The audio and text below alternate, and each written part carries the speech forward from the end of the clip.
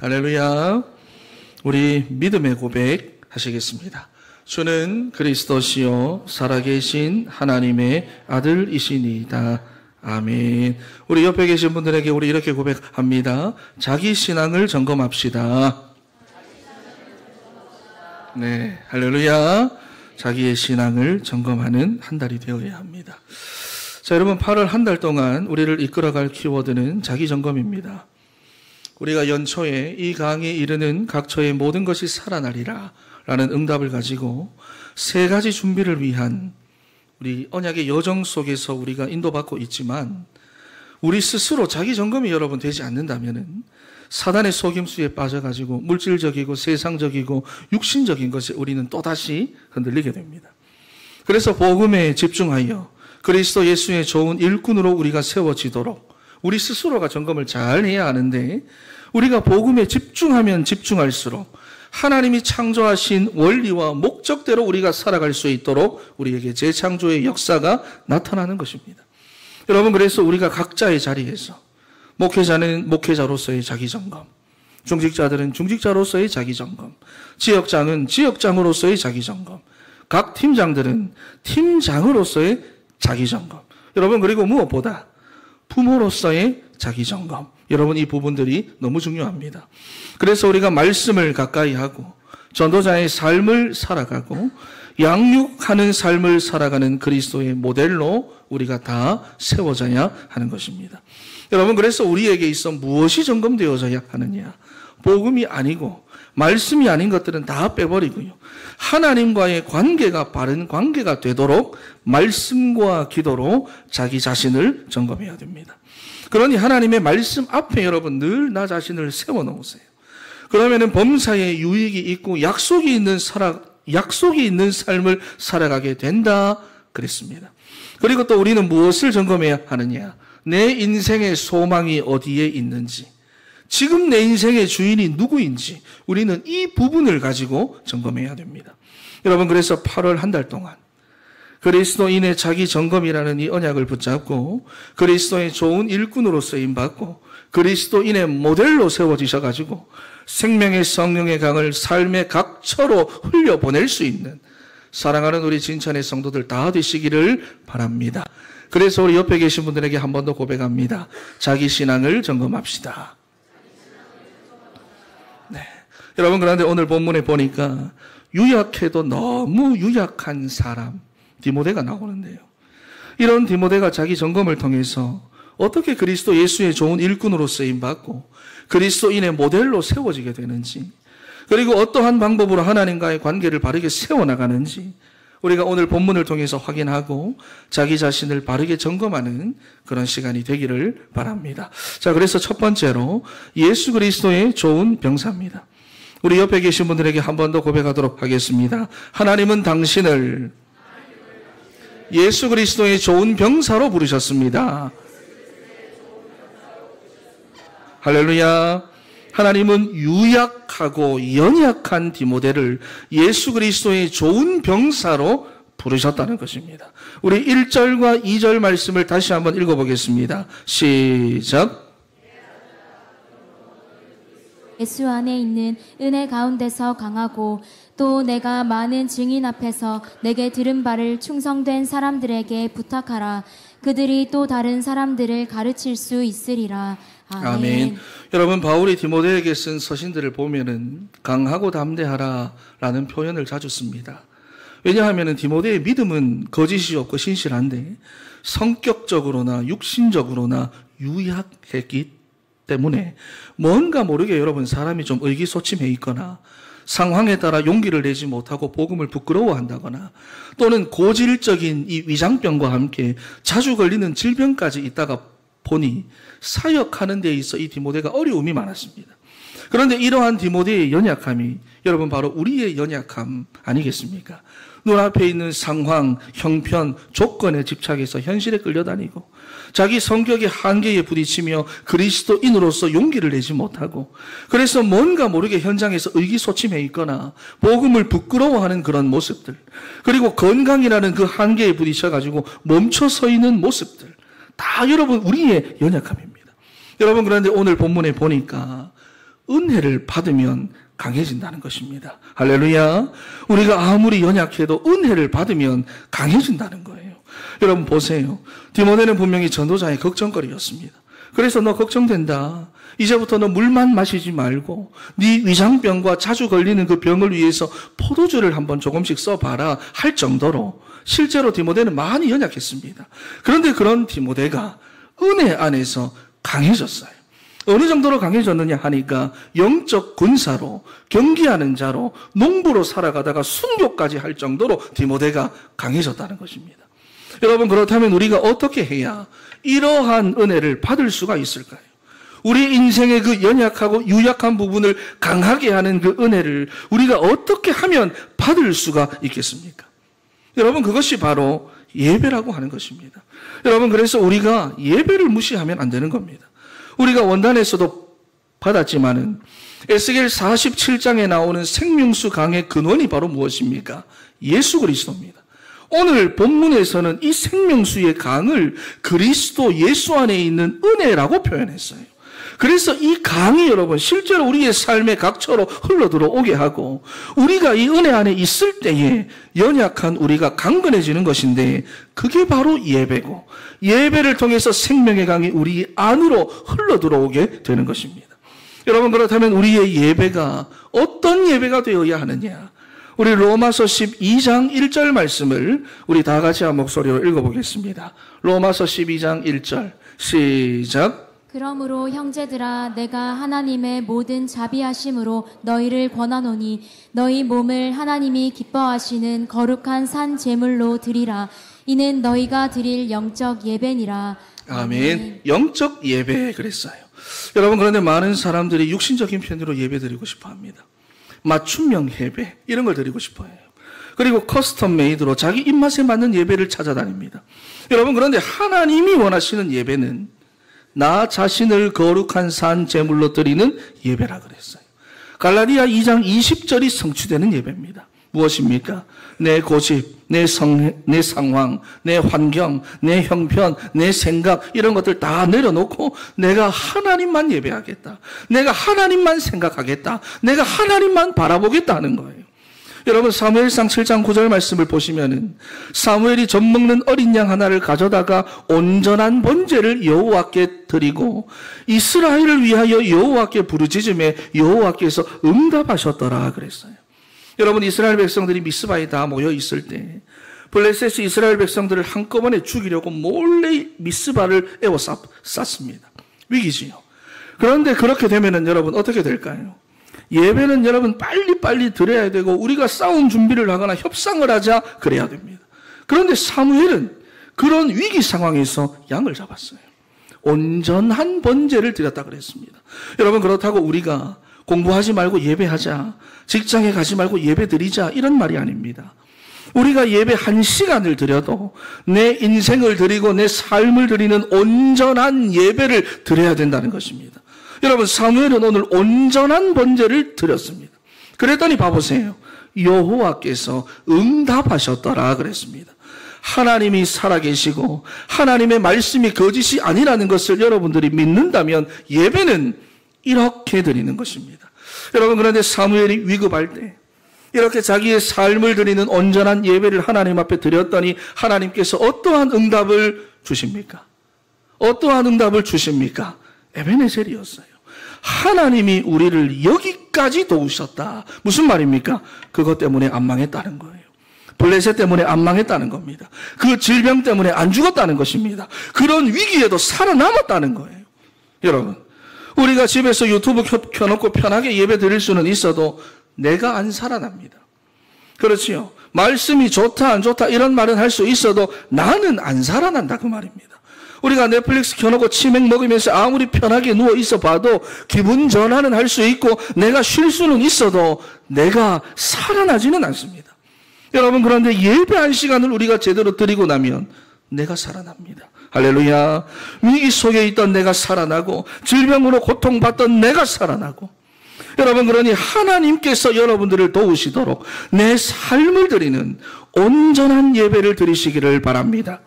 그리고 그 문제와 그 질병에서 하나님이 여러분의 가정을 돕고 여러분의 자녀들을 도우시도록 예배를 점검하는 8월 한 달 되시기를 바랍니다.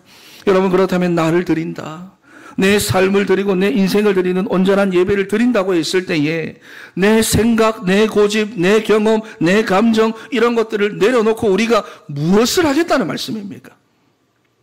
무엇을 하겠다는 것입니까?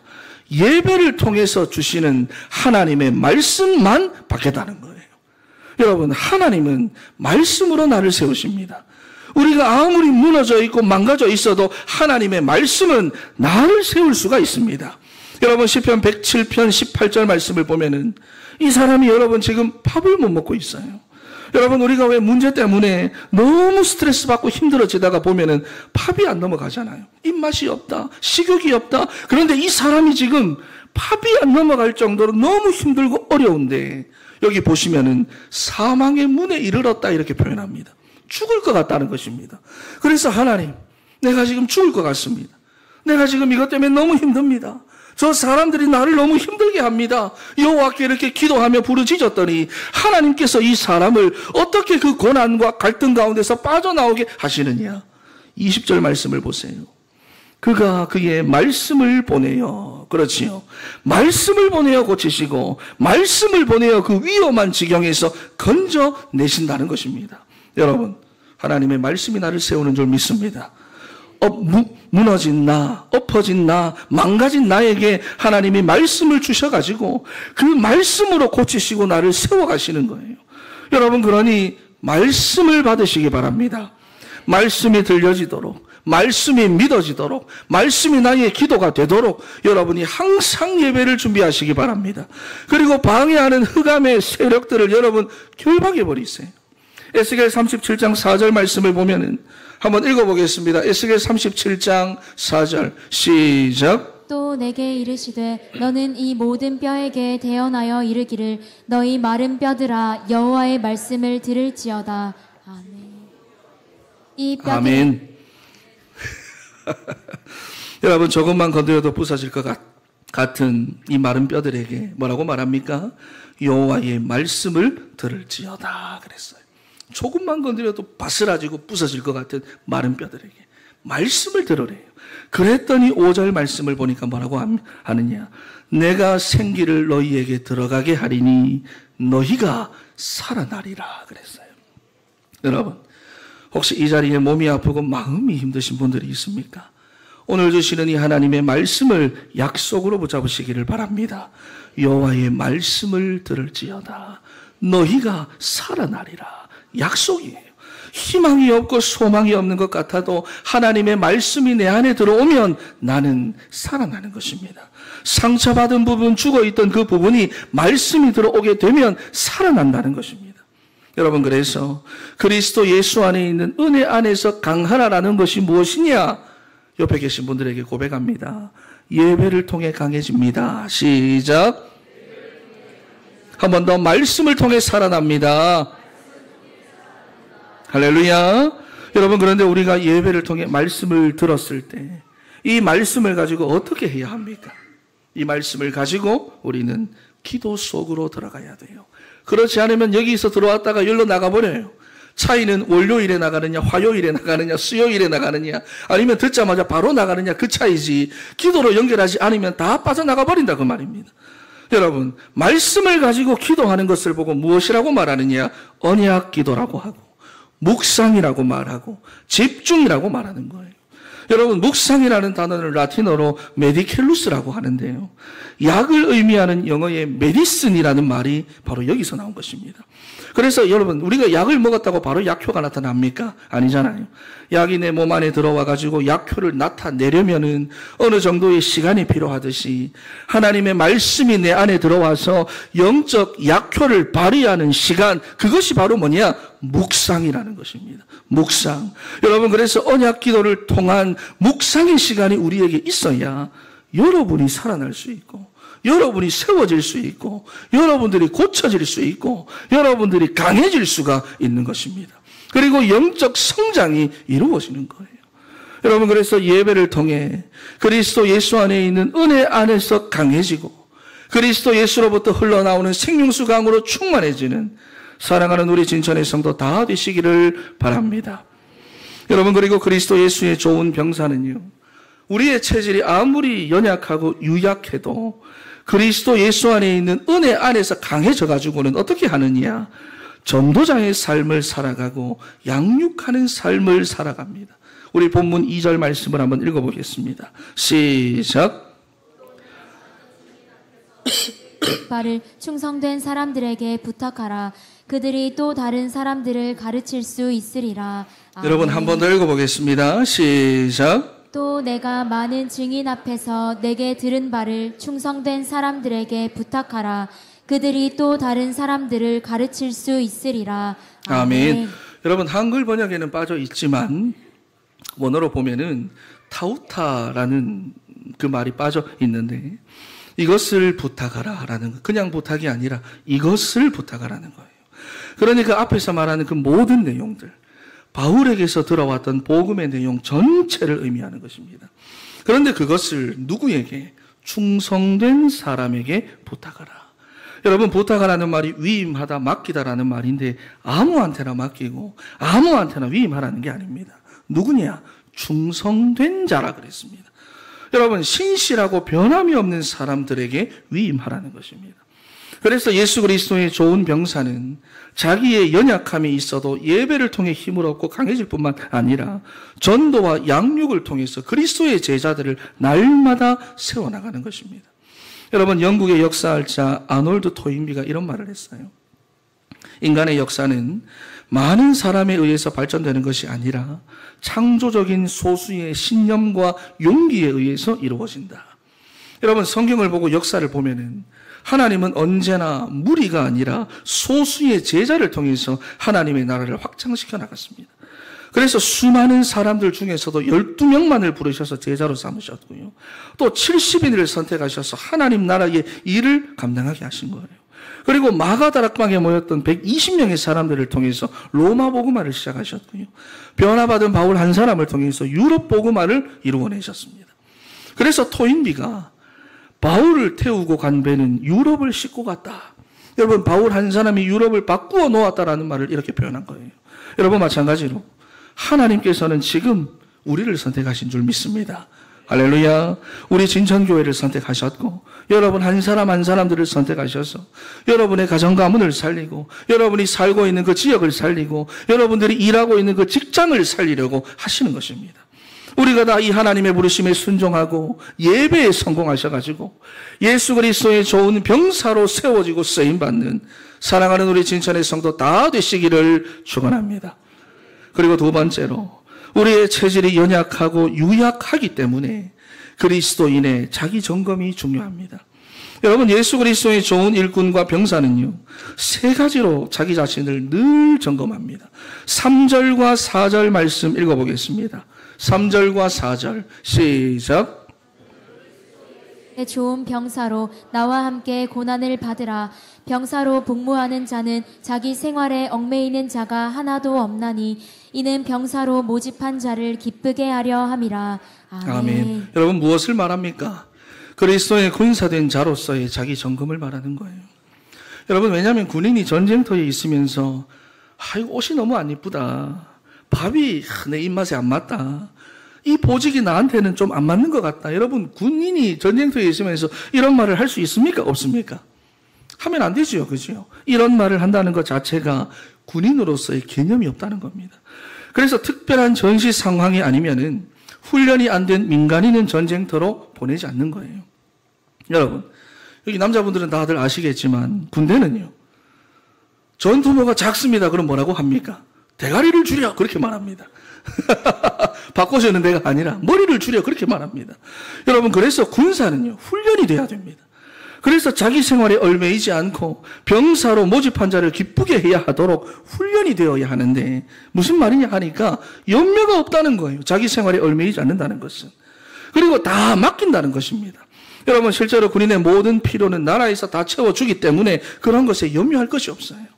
여러분, 그래서 군사로서의 자기 점검이란 여기 두 가지씩 질문이 나왔어요. 그렇지요. 자기 점검이란 예수 그리스도가 내 삶의 주인이 맞고 내 삶을 책임져 주시기 때문에 내 모든 염려를 맡겨드렸느냐, 그리고 복음에 집중할 수 있는 영적 규모와 루틴을 내가 갖추고 있느냐 없느냐 하는 것을 점검하는 것입니다. 여러분들은 어떻습니까? 베드로전서 5장 7절 말씀을 보니까 너희 염려를 다 주께 맡겨라. 이는 그가 너희를 돌보심이라 그랬어요. 염려를 다 맡겨버리면 하나님께서 우리를 돌보십니다. 그러니 염려를 맡기고 하나님께 집중할 수 있는 규모와 루틴을 여러분 우리가 갖추어야 하는 거예요. 그래서 8절과 9절 말씀, 베드로전서 8절 9절 한번 읽어보겠습니다. 시작. 근신하라 깨어라 너희 대적 마귀가 우는 사자같이 두루 다니며 삼킬 자를 찾나니 너희는 믿음을 굳건하게 하여 그를 대적하라. 이는 세상에 있는 너희 형제들도 동일한 고난을 당하는 줄을 알미라. 아멘. 여기 보니까 우리가 세상을 살아간다는 것은 무엇이라고 말합니까? 세상의 사람들과 비슷한 고난과 비슷한 염려를 당하며 살아간다는 것이라고 말하지요. 여러분, 그런데 세상의 임금 노릇하는 사단에게 삼키워서 우리가 거기에 집착되기 전에 빨리 믿음을 굳건하게 하여 그를 대적하라는 거예요. 그러니까 규모와 루틴을 갖추도록 훈련하라는 말입니다. 여러분, 제가 예담이 때문에 오늘 예담이 얘기를 해서 오늘 밑에 내려가면 예담이 혼날 것 같은데, 예담이 때문에 로버트 만화를 많이 봤어요. 로버트 만화를 보면 특징이 있습니다. 뭐냐면은 합체하고 변신할 때 악당들이 기다려준다는 것입니다.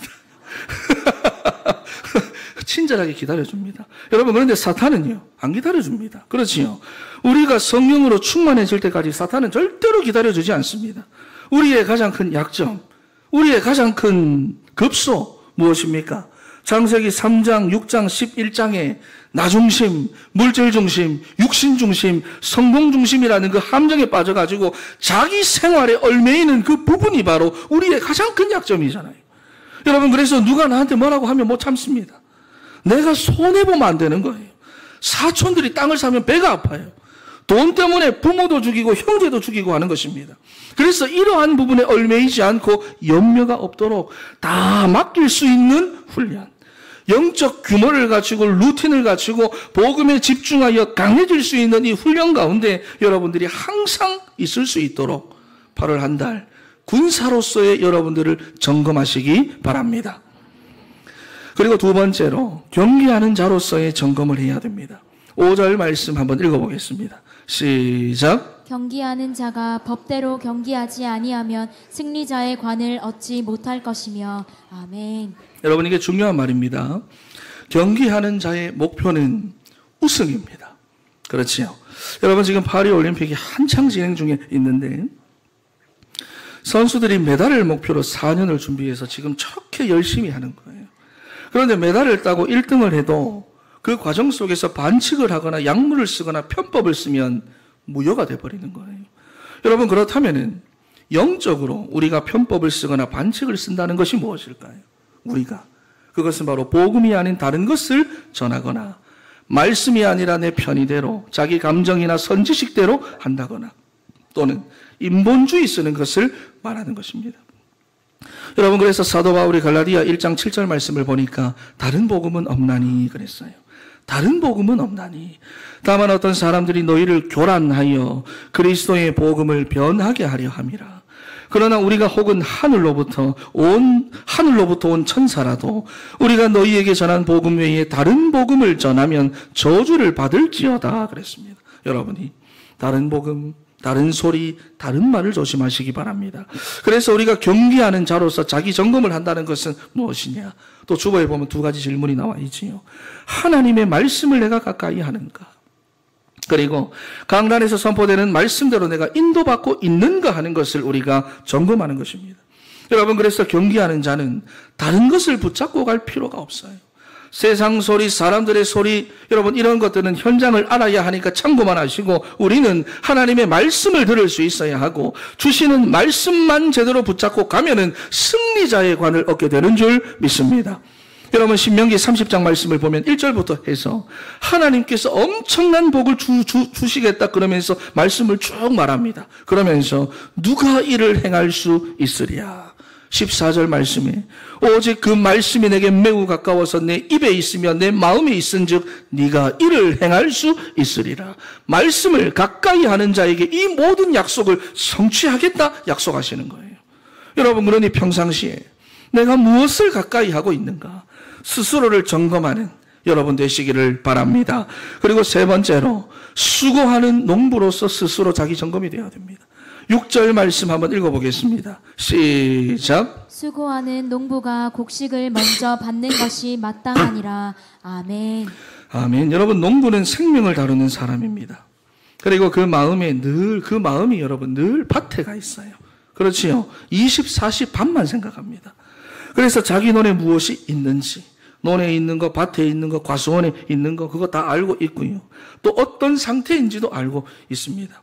그리고 문제가 왔다고 하면 언제든지 그거 내 책임이다. 책임감을 느끼는 사람이에요. 여러분, 그렇다면 여러분의 마음은 지금 어디에 있습니까? 어디에? 주식 투자한 것에 있습니까? 코인에 있습니까? 아니면 여러분이 하는 사업과 그 일들에 있습니까? 여러분, 우리가 농부로서의 자기 점검을 한다는 것은 마찬가지로 두 가지가 있지요. 우리가 어느 곳에 있든지 우리의 마음이 영혼 구원에 가 있어야 되는 거예요. 어디에 있든지. 농부는 여러분 생명을 다루는 사람입니다. 24시로 영혼 구원에 우리의 마음이 가 있어야 되는 거예요. 그러면 뭐라고 합니까? 수고하는 농부가 곡식을 먼저 받는 것이 마땅하니라. 세상 사람들이 잘 되는 것처럼 보여도 하나님이 주시는 은혜와 하나님의 응답을 누가 먼저 받고 누가 먼저 누리게 되느냐? 복음을 위하여 헌신하는 여러분들에게 하나님이 먼저 주신다고 말씀합니다.